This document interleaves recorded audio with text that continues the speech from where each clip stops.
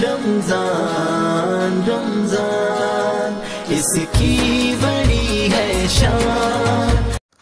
بسم اللہ الرحمن الرحیم۔ رب اشرح لی صدری ویسر لی امری واحلل عقدۃ من لسانی یفقہوا قولی۔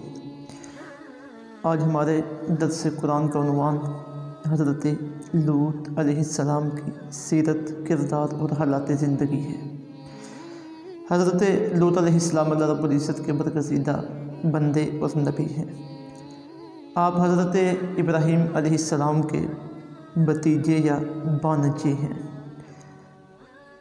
بابل میں جب حضرت ابراہیم علیہ السلام موجود تھے تو آپ کے ساتھ چلنے والے، آپ کی نبوت کی تصدیق کرنے والے اور آپ کے ساتھ معاونت کرنے والے حضرت لوط علیہ السلام ہی تھے۔ سورہ العنکبوت کی آیت نمبر 26 میں ارشاد باری تعالیٰ ہے فآمن لہ لوط، یعنی حضرت ابراہیم پر لوط ایمان لائے۔ اب یہاں یہ مراد نہیں ہے کہ آپ پہلے معاذ اللہ کفر اور شرک کے اندر تھے پھر ایمان لائے، کیونکہ اہل سنت و جماعت کا یہ نظریہ ہے کہ نبی پیدائشی نبی ہوتے ہیں۔ یہاں جو مفسرین نے اس کا معنی بیان کیا وہ یہ کہ آپ ایمان کے ان اعلیٰ مراتب پر فائز ہوئے جہاں عام بندہ فائز نہیں ہو سکتا۔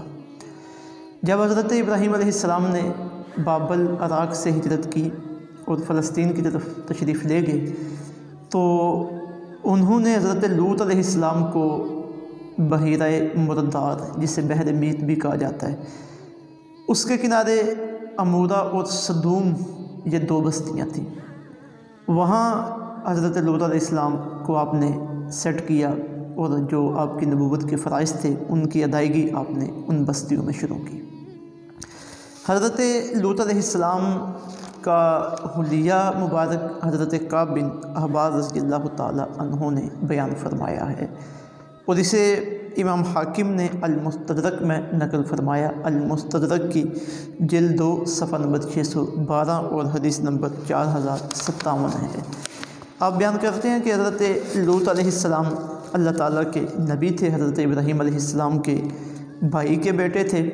آپ سفید رنگت والے تھے، خوبصورت چہرہ تھا، پتلی ناک تھی، چھوٹے کان تھے، لمبی انگلیاں تھیں اور خوبصورت دانت تھے۔ آپ جب مسکراتے تو تمام لوگوں سے بڑھ کر خوبصورت لگتے تھے اور آپ لوگوں میں سب سے زیادہ حسین، وقار والے، حکمت والے اور سب سے کم اپنی قوم کو تکلیف دینے والے تھے، یعنی آپ لوگوں کو مشقت میں مبتلا نہیں کرتے تھے۔ جب آپ کی قوم آپ کو تکلیف دینے کے لیے پہنچی، جس کا ارادہ آپ کی قوم نے کیا تھا، تو اس وقت آپ کے جو کلمات تھے اللہ رب العزت نے انہیں قرآن کا حصہ بنایا کہ لو ان لی بکم قوہ، کہ کاش میرے پاس میری قوم کے مقابلے میں کوئی قوت ہوتی۔ حضرت لوط علیہ السلام کی جو قوم تھی ان کے اندر جو برائیاں تھیں ان میں بے حیائی اور بد اخلاقی سب سے زیادہ تھی۔ یہی وجہ ہے کہ قرآن مجید میں جب ہم آپ کے تذکار کو دیکھتے ہیں تو انہی برائیوں سے آپ اپنی قوم کی اصلاح کرتے نظر آتے ہیں۔ سب سے پہلے ان کی برائی یہ تھی کہ وہ ہم جنس پرستی کے مرض میں مبتلا تھے، یعنی مردوں کے ساتھ اپنی خواہش کو پورا کرتے تھے، بدفعلی کرتے تھے۔ اور دوسرا یہ کہ وہ اپنی مجلسوں کے اندر بے حیائی کی باتیں کرتے تھے، اپنی پردے والی جگہ کو لوگوں کی مجلس میں برہنہ کر دینا، ننگا کر دینا ان کے لیے کوئی عجیب بات نہیں تھی۔ دوسروں کے بارے میں بری باتیں کرتے رہنا، دوسروں کی ماں اور بہن کی برائیاں بیان کرنا، یہ ان کی مجلسوں میں عام باتیں ہوتی تھیں، بے حیائی کی باتیں اور دوسروں پر طعن و تشنیع کی باتیں۔ اور تیسری بات یہ کہ وہ آنے والے مہمانوں کے ساتھ اچھا سلوک نہیں کرتے تھے۔ کوئی ان کے ہاں مہمان آ جاتا کسی دوسرے علاقے سے، اسے ستاتے، تنگ کرتے، ظلم و ستم کرتے، یا کوئی ان کے ہاں کوئی چیز بیچنے والا آ جاتا، پھیری لگانے والا، تو محض دیکھنے کے بہانے کچھ نہ کچھ اس کا سامان اٹھا کے لے جاتے اور اسے کنگال کر کے واپس بھیجتے، اس پہ ظلم و ستم کرتے۔ اور اس طرح کی متعدد اخلاقی بیماریاں جن کا تعلق معاملات سے تھا، اخلاق سے تھا، اور جن کا تعلق انسانی نفسیات سے اور جنسیات سے تھا، یہ ان کے اندر عام تھی۔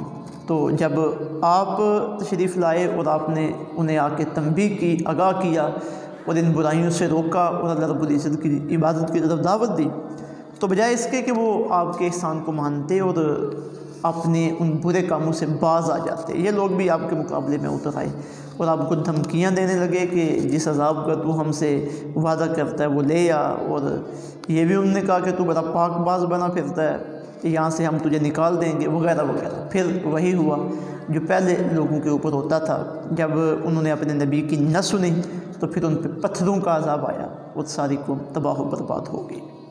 اللہ رب العزت نے قرآن مجید میں کئی مقامات پہ حضرت لوط علیہ السلام کا اور آپ کی قوم کا ذکر کیا ہے۔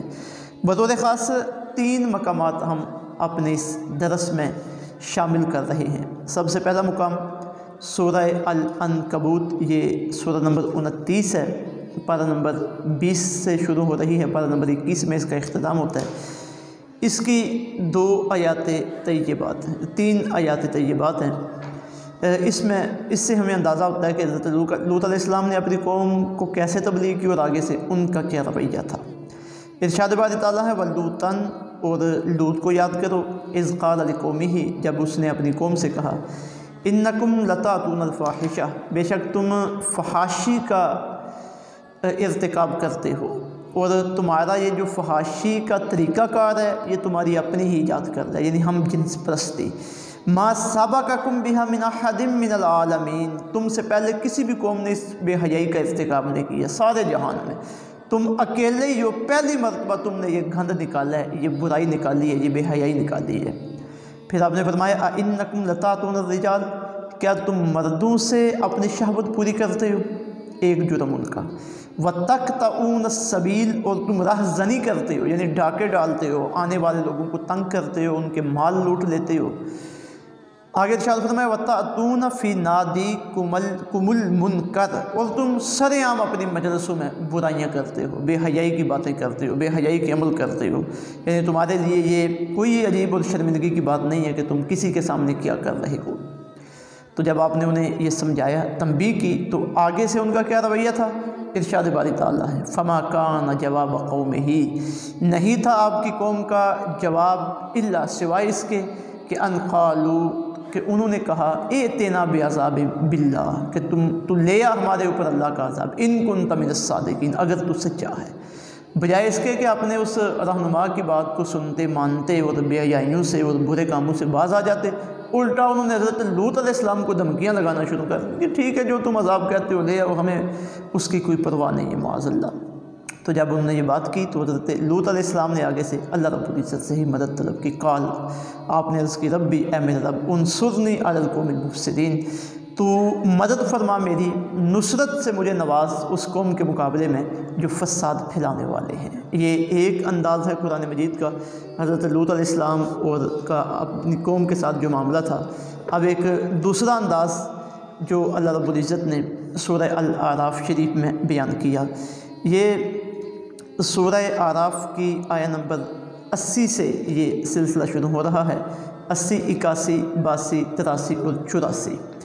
اس میں ارشاد باری تعالیٰ ہے وَلُوطًا، اور لوط علیہ السلام اذ قال لقومہ، جب انہوں نے اپنی قوم سے کہا اتاتون الفاحشہ، تم ایسی بے حیائی کا ارتکاب کرتے ہو، ما سبقکم بہا من احد من العالمین، جو تم سے پہلے اس سارے جہان میں کسی اور نے نہیں کی۔ انکم لتاتون الرجال، بے شک تم مردوں کے پاس آتے ہو، شہوتاً، اپنی شہوت کو پورا کرنے کے لیے، من دون النساء، عورتوں کو چھوڑ کر۔ اب مرد میں جو شہوت ہے اللہ رب العزت نے اسے پورا کرنے کا ایک جائز راستہ بنایا ہے۔ مرد کی جنس سے عورتیں پیدا کی ہیں، عورتوں کے اندر بھی شہوت کا مادہ رکھا ہے، اور پھر ان دونوں کی شہوت کو پورا کرنے کا جو اللہ رب العزت نے فطری طریقہ رکھا ہے وہ نکاح ہے، اور سارے معاملات اس کے متعین کیے ہیں۔ شہوت بھی پوری ہوتی ہے، اور آگے اس کے اندر پھر کئی حکمتیں ہیں، آگے نسل انسانی کا نظام چلتا ہے۔ تو یہ مرد کے ساتھ اپنی شہوت کو پورا کرنا، عورت کے ساتھ اپنی شہوت کو پورا کرنا، یہ غیر فطری طریقہ ہے، یہ فطرت کے خلاف بغاوت ہے۔ تو فطرت یہ اللہ رب العزت کا نظام ہے. اب جو اس کے خلاف بغاوت کرے گا یہ اللہ کے خلاف بغاوت ہے، وہ اللہ کے مقابلے میں آ رہا ہے. تو معاذ اللہ جو اللہ کے مقابلے میں آنے والا ہے پھر اللہ سے وہ بچ کیسے سکے گا؟ اللہ کے عذاب سے، اس کے کوڑے سے اسے نجات کیسے مل سکے گی؟ تو جب آپ نے انہیں یہ کہا کہ تم عورتوں کو چھوڑ کر مردوں کے ساتھ اپنی شہوت کو پورا کرتے ہو، بل انتم قوم مسرفون، بلکہ تم حد سے گزر جانے والی قوم ہو. فما کان جواب قومہ، تو نہیں تھا آپ کی قوم کا جواب الا مگر یہ کہ ان قالوا اخرجوہم من قریتکم، انہوں نے کہا یہ لوط نکال دو اسے اور اس کے ماننے والوں کو اپنی اس بستی سے. انہم اناس یتطہرون، یہ لوگ بڑے پاک باز بنے پھرتے ہیں، ہمیں سمجھاتے ہیں، ہمیں نصیحت کرتے ہیں. یہ کون ہوتے ہیں ہمیں نصیحت کرنے والے؟ ہماری مرضی جو ہم چاہیں کریں. آج بھی دیکھ لیں ہمارے لبرل لوگ اور الہاد کے فلسفے سے جو متاثر ہیں وہ بھی یہی بولی بولتے ہیں. یہ مولوی کون ہوتے ہیں؟ یہ دین کیا ہوتا ہے ہمیں روکنے ٹوکنے والا؟ جو ہمارا جی چاہے گا ہم کریں گے. یہ زیادہ پاک باز آ گئے ہیں. تو یہی بولی حضرت لوط علیہ السلام کی قوم نے بولی تھی کہ اخرجوہم من قریتکم، انہیں اپنی بستی سے باہر نکال دو. انہم اناس یتطہرون، کہ یہ بڑے پاکیزگی کے پیکر بنے پھرتے ہیں. تو جب یہ کیفیت ہوئی تو پھر جس طرح پہلے عرض کیا گیا کہ واقعات کی صرف وہ کڑیاں بیان کرتا ہے قرآن مجید جن میں حکمت کے موتی پوشیدہ ہوتے ہیں. تو جب یہ سلسلہ ہو گیا پھر وہ وقت آیا جب ان پہ عذاب آیا. تو اس وقت کیفیت کیا تھی؟ فانجیناہ، تو اللہ رب العزت نے حضرت لوط علیہ السلام کو بچا لیا. واہلہ، اور آپ کے اہل خانہ کو، الا امرأتہ، سوائے ایک خاتون کے، ایک عورت کی. یہ آپ کی بیوی تھی جو کافروں کی ہم نوا تھی، جو ان کے تعلق والی تھی. کانت من الغابرین، وہ پیچھے رہ جانے والوں میں سے ہو گئی، یعنی جن پہ عذاب آیا یہ انہی میں سے ہوگی. تو اب عذاب جو آیا اس کی کیفیت کیا تھی؟ وَأَمْطَرْنَا عَلَيْهِمْ مَطَرًا، ہم نے ان پہ پتھروں کی بارش برسائی. فَانظُرْ كَيْفَ كَانَ عَاقِبَةُ الْمُجْرِمِينَ، پھر تم دیکھو کہ مجرموں کا انجام کیسا رہا. یہ ہوتا ہے انجام جب اللہ کے عذاب کا کوڑا کسی قوم کی نافرمانیوں کی وجہ سے ان پہ برستا ہے. تیسرا ایک مقام یہ بھی انتہائی اہم ہے قرآن مجید کا. جب یہاں بات ہو رہی ہے جب عذاب کے فرشتے حضرت لوط علیہ السلام کی قوم کو عذاب دینے کے لیے پہنچے ہیں، تو جس طرح کہ کیا گیا کہ یہ حضرت لوط علیہ السلام حضرت ابراہیم کے قریبی تھے اور انہی کی سرپرستی میں تھے. تو جب عذاب دینے والے فرشتے حضرت لوط علیہ السلام کی قوم کے پاس جانے لگے تو سب سے پہلے وہ حضرت ابراہیم علیہ السلام کے پاس آئے. تو یہ ساری تفصیل سورہ ہود میں آئی ہے، آیہ نمبر 69 سے لے کر آیہ نمبر 83 تک. یہ ساری آیات طیبات ہم تلاوت کرتے ہیں اور ان کا ترجمہ دیکھتے ہیں. ارشاد باری تعالیٰ ہے وَلَقَدْ جَاءَتْ رُسُلُنَا إِبْرَاهِيمَ بِالْبُشْرَى، بے شک آئے ہمارے فرشتے ابراہیم علیہ السلام کے پاس بالبشرى، بشارت کے ساتھ، خوشخبری کے ساتھ. قالوا سلاما، انہوں نے کہا سلام ہو. حضرت ابراہیم کو فرشتوں نے سلام کہا. قال سلام، حضرت ابراہیم نے بھی انہیں سلام کہا. فما لبث ان جاء بعجل حنیذ، پھر حضرت ابراہیم جلدی جلدی ان کے لیے ایک بچھڑا بھون کے لے آئے، یعنی ان کی مہمان نوازی کے لیے. اب وہ آئے تو انہوں نے سلام کیا. حضرت ابراہیم علیہ السلام کی توجہ مکمل طور پر ان کی طرف مبذول نہیں ہو سکی. اب فرشتے تو کھانے پینے سے پاک ہیں، تو حضرت ابراہیم کی جو عادت تھی مہمان نوازی کرنا، آپ ہر کسی کی بڑی محبت کے ساتھ اور شوق کے ساتھ مہمان نوازی کیا کرتے تھے. جب دیکھا کہ میرے پاس مہمان آئے ہیں تو یہ توجہ کیے بغیر کہ یہ ہیں کون، فوری آپ ان کے لیے کھانا تیار کرنے لگے اور بکرا بھون کے بہترین کھانا ان کے سامنے لے آئے. اب وہ فرشتے تھے، کھانا کہاں سے وہ کھائیں؟ فلما رأى أيديهم، جب حضرت ابراہیم نے دیکھا ان کے ہاتھوں کو، لا تصل الیہ، وہ کھانے کی طرف نہیں بڑھ رہے، نکرہم، تو حضرت ابراہیم نے انہیں اجنبی محسوس کیا. آپ کو خیال ہوا کہ یہ کہیں کوئی میرے دشمن نہ ہوں، میری قوم کے دشمن نہ ہوں، کیونکہ پہلے زمانوں میں بھی یہ تھا کہ جس کا نمک کھایا جائے پھر اسے کوئی تکلیف نہیں پہنچائی جاتی. تو آپ نے محسوس کیا کہ یہ کھانا نہیں کھا رہے میرے گھر کا، اللہ خیر کرے، ان کا ارادہ کیا ہے. تو وَأَوْجَسَ مِنْهُمْ خِیفَةً، تو آپ نے اپنے دل کے اندر کچھ خوف سا محسوس کیا ان سے. تو جب فرشتوں نے آپ کی یہ کیفیت دیکھی، قالوا، وہ کہنے لگے، لا تخف ابراہیم، خوف نہ کھاؤ، پریشان نہ ہو. اِنَّا أُرْسِلْنَا إِلَىٰ قَوْمِ لُوط، بے شک ہم فرشتے ہیں اور ہمیں قوم لوط کی طرف بھیجا گیا. ہم فرشتے ہمیں قوم لوط کی طرف بھیجا گیا ہے. اب یہ سارا ماجرا حضرت ابراہیم علیہ السلام کی زوجہ حضرت سارہ پردے کے پیچھے دیکھ رہی تھیں حضرت ابراہیم کا پریشان ہونا، پھر ان کا یہ کہنا کہ ہم تو اللہ کے فرشتے ہیں، آپ کیوں پریشان ہوتے ہیں؟ تو جب یہ کیفیت انہوں نے دیکھی حضرت سارہ نے تو وہ مسکرا پڑی۔ وامرأتہ قائمۃ، حضرت ابراہیم کی زوجہ جو وہاں پہ کھڑی تھی، فضحکت، وہ مسکرا پڑی۔ جب وہ مسکرائیں تو آگے فرشتوں نے اللہ رب العزت کا ایک پیغام پہنچایا۔ وہ پیغام کیا تھا؟ حضرت سارہ باہنج تھی، ان کے ہاں اولاد نہیں تھی، تو فرشتوں نے انہیں خوشخبری دی۔ فبشرناہا باسحاق، ہم نے انہیں اسحاق کی خوشخبری دی۔ ومن وراء اسحاق یعقوب، اور اسحاق کے بعد یعقوب کی خوشخبری دی۔ کہا کہ ابراہیم، سارہ، تمہیں مبارک ہو، تمہارے ہاں اسحاق کی آمد ہونے والی ہے، تمہیں بیٹا ملنے والا ہے اسحاق، اور پھر اسحاق کے بعد تمہیں پوتا یعقوب ملنے والا ہے۔ جب یہ پیر در پیر دو بشارتیں ملی نا تو وہ حیران ہوئی حضرت سارہ کہ یہ کیسے ممکن ہے، میری تو عمر بھی نہیں ہے، میں بانجھ بھی ہوں۔ تو جب یہ بات انہوں نے کی، جب یہ سوچا تو حضرت سارہ نے کہا قالت یا ویلتا، وہ بولی ہائے ہلاکت، آلیدُ، کیا میں بچے کو جنم دوں گی؟ وَأَنَا عَجُوزٌ، حالانکہ میں تو بوڑھی ہو چکی ہوں۔ وَهَذَا بَعْلِي شَيْخًا، اور یہ میرے خامد، میرے شوہر، یہ بھی بزرگ ہو چکے ہیں، یہ بھی بوڑھے ہیں، میں بھی بوڑھی ہوں، ہمارے ہاں کیسے بچہ پیدا ہوگا؟ جب انہوں نے بے ساختگی میں یہ جملے بولے، حیرانگی کے عالم میں، تو ساتھ ہی یہ بھی کہتی ہیں ان ھذا لشیء عجیب، بے شک یہ تو بڑی عجیب چیز ہے کہ ہمارے ہاں بیٹا پیدا ہو۔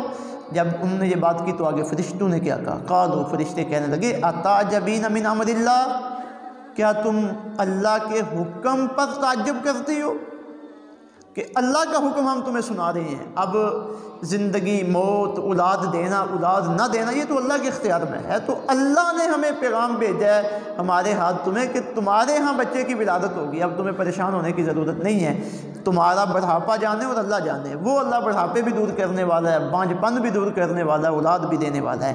پھر آگے فرشتوں نے کہا رحمت اللہ، تم پہ اللہ کی رحمت ہو، وبرکاتہ، اور اس کی برکتیں ہوں، علیکم، تم پہ، اہل البیت، اے گھر والو، اے ابراہیم کے گھر والو، تم پہ اللہ کی رحمتیں ہوں، اللہ کی برکتیں ہوں۔ انہ حمید مجید، بے شک اللہ سب خوبیوں والا اور عزت والا ہے۔ یہاں ایک بڑی انتہائی اہم بات، بعض لوگ جب آقا علیہ الصلوۃ والسلام کے اہل خانہ کی بات کرتے ہیں، اہل بیت طہار کی بات کرتے ہیں، تو وہ امہات المومنین، یعنی جو آقا علیہ الصلوۃ والسلام کی پاک بیویاں ہیں، انہیں آقا علیہ الصلوۃ والسلام کے اہل بیت سے باہر نکال دیتے ہیں کہ ان کا اہل بیت کے ساتھ کوئی تعلق نہیں ہے۔ اب قرآن مجید کی جو نص ہے کہ اہل البیت، سورہ ہود کی آیت نمبر 73، اس میں حضرت ابراہیم علیہ السلام کے گھر والوں کے لیے اہل بیت کا لفظ استعمال کیا گیا ہے، اور گھر والے اس وقت کتنے سامنے تھے؟ دو، حضرت ابراہیم اور حضرت سارہ جو حضرت ابراہیم کی زوجہ ہیں۔ تو ان دونوں کو مخاطب کر کے فرشتے کیا کہتے ہیں؟ اہل البیت، اور فرشتوں نے جو بات کی اللہ رب العزت نے اسے قرآن کا حصہ بنایا۔ تو اہل البیت کا لفظ یہاں پہ جو آیا، اس سے پتہ چلا کہ بیوی بھی اہل بیت میں شامل ہوتی ہے۔ تو اگر حضرت ابراہیم کی بیوی حضرت سارہ حضرت ابراہیم کے اہل بیت میں شامل ہے تو پھر یقیناً آقا علیہ الصلوۃ والسلام کی پاک بیویاں بھی اہل بیت طہار میں شامل ہیں۔ یہ قرآن کی نص سے بات ثابت ہو رہی ہے۔ آگے ارشاد باری تعالیٰ فلما ذهب عن ابراہیم الروع، جب حضرت ابراہیم سے یہ خوف کی کیفیت زائل ہوگی، وجاءته البشرى، اور انہیں خوشخبری مل گئی، تو یجادلنا فی قوم لوط، تو وہ حضرت ابراہیم علیہ السلام کی قوم کے بارے میں جھگڑنے لگے، یعنی ان کی سفارش، حضرت لوط کی قوم کے بارے میں سفارش کرنے لگے۔ اب بڑے نرم دل تھے، آگے خود ہی اللہ فرماتے ہیں کہ ان ابراہیم لحلیم، بے شک ابراہیم انتہائی بردبار تھے، اواہ، درد مند تھے، منیب، یکسوئی رکھنے والے تھے اللہ کی بارگاہ میں۔ تو حضرت ابراہیم نے سفارش کی، ایسے ہے ایسے ہے، ان میں تو حضرت لوط بھی ہے، فلاں بھی ہے، فلاں بھی ہے۔ تو فرشتوں نے کہا کہ اللہ جانتا ہے اور ہمیں بھی پتہ ہے کہ ہم نے کس پہ عذاب لے کے جانا ہے۔ تو یہ حضرت ابراہیم کی ان کے ساتھ گفتگو تھی۔ پھر آگے سے فرشتوں نے کہا یا ابراہیم اعرض عن ھذا، اے ابراہیم آپ اس معاملے سے توجہ ہٹا دیجئے، انہ قد جاء امر ربک، بے شک تیرے رب کا حکم آ پہنچا ہے، وانہم آتیہم عذاب غیر مردود، اور بے شک ان پہ ایسا عذاب آنے والا ہے جو ٹلنے والا نہیں ہے، اس لیے ابراہیم آپ ان کے بارے میں سفارش نہ کیجیے۔ اب وہ فرشتے حضرت ابراہیم سے اٹھے، اب حضرت لوط کی قوم میں پہنچے ہیں۔ وَلَمَّا جَاءَتْ رُسُلُنَا لُوطًا، جب ہمارے فرشتے لوط کے پاس آئے، سِیَّ بِہِمْ، تو حضرت لوط کو ان کے آنے کی وجہ سے دکھ ہوا کہ میری قوم پہ عذاب آنے لگے۔ ظاہر ہے نبی کا اپنی قوم کے ساتھ جو خیر خائی کا تعلق ہوتا ہے، پریشانی تو بنتی ہے۔ وَضَاقَ بِهِمْ زَرْعًا، تو ان کے سبب حضرت لوط نے کچھ تنگی محسوس کی۔ وَقَالَ هَذَا يَوْمٌ عَصِیبٌ، اور فرمایا کہ آج بڑی سختی کا دن ہے۔ اب وہ جو فرشتے حضرت لوط علیہ السلام کے پاس آئے تھے وہ نوجوانوں کی شکل میں آئے تھے۔ اب حضرت لوط علیہ السلام کی قوم کا ایک جرم ہم جنس پرستی تھی، مردوں کا مردوں کے ساتھ شہوت پورا کرنا، اور یہ جو حضرت لوط کا پریشان ہونا ہے، اس وجہ سے بھی پریشان ہونا ہے کہ یہ نوجوان میرے گھر میں آئے ہیں۔ اب چونکہ وہ جوانوں کی شکل میں تھے تو اب میری قوم آئے گی، ان پہ حملہ کرے گی اور برا ارادہ کرے گی، اب اس سے کون بچائے گا؟ اس وجہ سے بھی آپ پریشان ہوئے۔ تو اب ایسے ہی ہوا، جب وہ حضرت لوط کے گھر میں آئے تو قوم کو خبر ہو گئی، اب قوم دوڑتی ہوئی آ گئی اپنے برے ارادے کے ساتھ۔ تو وہ کفیت اللہ رب العزت نے بیان کی ہے۔ وَجَاءَهُ قَوْمُهُ، آئی حضرت لوط علیہ السلام کی قوم، يُهْرَعُونَ إِلَيْهِ، دوڑتے ہوئے ان کے پاس۔ وَمِن قَبْلُ كَانُوا يَعْمَلُونَ السَّيِّئَاتِ، اور اس سے پہلے بھی وہ یہ برے کام کرتے تھے۔ قَالَ، تو اس وقت حضرت لوط نے کہا، یا قوم، اے میری قوم، هَؤُلَاءِ بَنَاتِي، یہ میری بیٹی ہیں، مطلب کہ میری قوم کی بیٹیاں، ان کے ساتھ نکاح کر کے شہوت کو پورا کرنا تمہارے لیے حلال تو ہے، تو انہیں چھوڑ کر تم ادھر برے راستے پہ کیوں چلتے ہو؟ ہؤلاء بناتی، یہ میری بیٹیاں ہیں، ہن اطہر لکم، یہ تمہارے لیے حلال ہیں۔ فاتقوا اللہ، اللہ سے ڈرو، ولا تخزون فی ضیفی، اور مجھے میرے مہمانوں کے بارے میں ذلیل نہ کرو، شرمندہ نہ کرو۔ الیس منکم رجل رشید، کیا تم میں سے ایک آدمی بھی عقل مند نہیں ہے جو تمہیں سمجھائے کہ یہ میرے ہاں مہمان آئے بیٹھے ہیں اور تم ان کے ساتھ برے ارادے کے ساتھ میرے گھر آ رہے ہو، پریشر ڈال رہے ہو؟ اب اندازہ کیجئے کہ اللہ کے نبی اس وقت کتنے پریشان ہوئے ہوں گے اپنی قوم کے ہاتھوں۔ تو اس طرح کی ذلیل قوم جو اللہ کے نبیوں کو تکلیف پہنچائے، پھر ان کی سزا اللہ کا عذاب ہی ہے۔ پھر قالو، جب یہ کیفیت بنی، قالو، تو وہ بولے، یعنی آپ کی قوم والے جو برے ارادے سے آئے تھے، لقد علمت، کہنے لگے لوط تو جانتا ہے، ما لنا فی بناتک من حق، کہ ہمیں تیری لڑکیوں سے، یعنی جو تیری قوم کی لڑکیاں ہماری، ان میں ہمارا کوئی حق نہیں ہے، یعنی ہمیں ان سے کوئی دلچسپی نہیں ہے۔ وَإِنَّكَ لَتَعْلَمُ مَا نُرِيدُ، اور بے شک آپ جانتے ہیں جو ہم چاہتے ہیں، یعنی لوط تجھے پتہ ہے کہ ہم چاہتے کیا ہیں، اور تو آگے سے ہمیں اور بات کہہ رہا ہے۔ تو جب یہ کیفیت بنی، اللہ کے نبی حضرت لوط علیہ السلام مزید پریشان ہوئے۔ قالا، اس وقت بڑے دکھی دل کے ساتھ آپ کی زبان سے یہ جملے نکلے۔ قالا، آپ نے فرمایا، لو ان لی بکم قوہ، کاش آج تمہارے مقابلے میں میرے پاس کوئی طاقت ہوتی، او آوی، یا میں پناہ لے لیتا، الی رکن شدید، کسی مضبوط اور مستحکم چیز کی، میں تمہارا مقابلہ کر سکتا۔ یہ اللہ رب العزت کے نبی، اندازہ کیجیے اس وقت اپنی قوم کے ہاتھوں کتنے پریشان ہیں۔ جب یہ پریشانی انہوں نے دیکھی، فرشتوں نے دیکھی، تو وہ بول پڑے اور انہوں نے راز کو فاش کر دیا۔ قالوا، وہ کہنے لگے، یا لوط، اے لوط، انا رسل ربک، بے شک ہم تیرے رب کے بھیجے ہوئے ہیں، لن یصلوا الیک، یہ ہرگز آپ تک نہیں پہنچ سکیں گے۔ چھلانگے لگا کے آئے تو ہیں لیکن اندر آنا یہ ان کی جرت نہیں ہے۔ فَأَسْرِ بِأَهْلِكَ، آپ چلے جائیے رات کے وقت اپنے گھر والوں کو لے کے، بِقِطْعٍ مِّنَ اللَّيْلِ، رات کے جب رات کا ایک حصہ گزر جائے تو آپ اپنے اہل خانہ سے میرے یہاں سے تشریف لے جائیے۔